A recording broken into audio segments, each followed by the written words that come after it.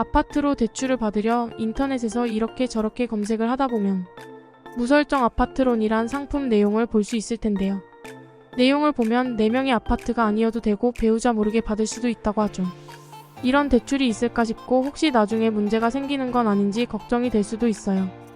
오늘은 무설정 아파트론 대출 특징과 효율적인 이용 방법을 안내 드릴게요. 담보대출이 아니다. 무설정 아파트론 말고도 무담보하우스론, 자산론 등과 같은 단어가 들어간 대출 상품이 모두 같은 거라고 보면 될 텐데요. 직장인 신용대출이 직장소득을 신용삼아 대출을 받는 것과 같이 아파트를 소유하고 있는 것을 신용삼아 빌려주는 개념이에요. 아파트뿐만 아니라 빌라, 오피스텔 등 부동산 모두 이용할 수 있고 아무래도 아파트인 경우 더 수월하게 높은 한도로 받을 수 있어요.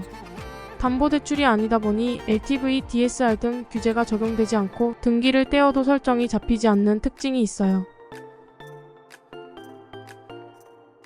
아파트론 특징. 무설정 아파트론은 본인 소유 아파트는 물론 배우자 명의 아파트로도 받는 것이 가능하고 배우자 미동의로 받는 것도 가능해요. 하지만 차후 연체 등 문제 발생 시 해당 아파트에 문제가 발생할 수 있고 명의자에게 상한 책임이 넘어갈 수 있으니 이용은 신중하게 해야 하죠.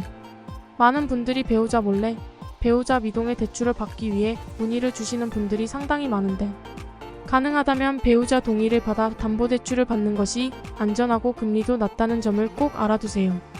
무설정 아파트론 대출은 담보대출에 비해 실행이 빠르고 LTV, DSR 규제 없이 이용 가능한 특징이 있지만 반대로 금리가 높은 편인 만큼 주의가 필요해요.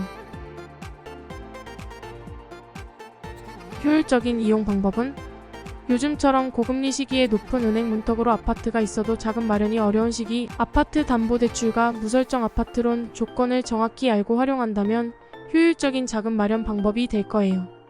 아파트론은 더 높은 금리의 카드론이나 현금 서비스 등을 상환하는 데 유리하고 은행 보험사 담보대출 이용이 어려워 전세태거 자금이 부족하거나 생활자금 사업자금이 부족할 때 유용하게 이용할 수 있어요. 이용이 간편하다고 해서 아파트론을 먼저 받기보다는 담보대출을 우선적으로 활용하는 것이 유리하며 자금이 필요하다고 해서 부채의 수를 늘리기보다는 보유 중인 부채의 금리를 낮춰 새는 이자 부담을 낮추는 현명한 자금 활용에 집중해야 할 시기예요.